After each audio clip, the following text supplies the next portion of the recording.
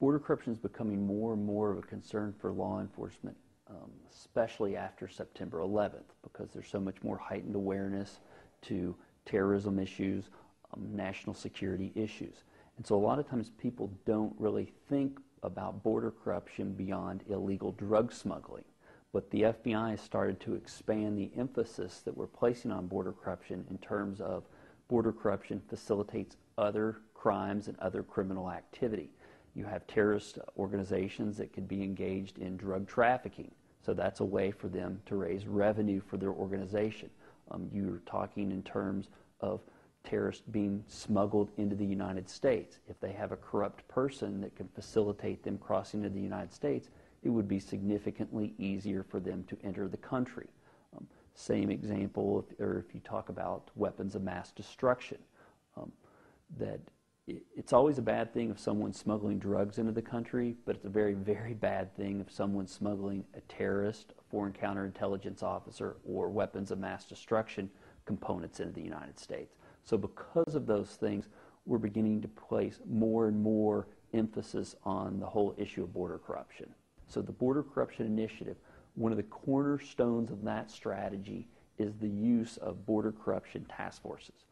The FBI historically has made use of task forces, especially in the last 10 or so years, that where we have tried to combine our forces with other federal, state, and local agencies to combine our resources, our knowledge, our experience, expertise among the different agencies to work together to deal with different crime problems. Some of the most common task forces that the American public always hears about are gang task forces and drug task forces.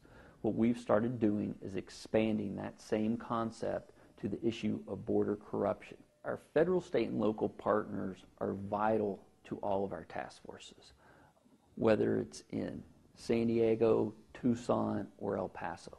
When you talk about state and local law enforcement, I'm talking about sheriff's deputies, police officers, state police.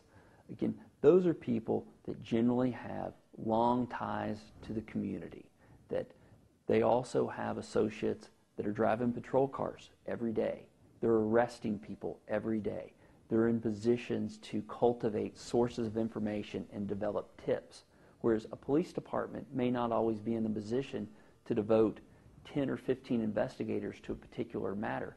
That's the function really what the task force can do, because the local police department, they're responding to calls for service, calls to help, 911 calls.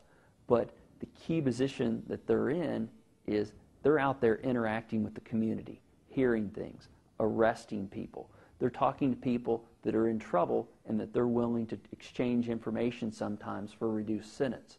So by the FBI partnering with those same state and local agencies, that information makes it to the task force. The threat that border corruption poses to national security is by far the greatest threat that we're trying to address, that we're aware of it, we're devoting resources to it, we're placing emphasis on it.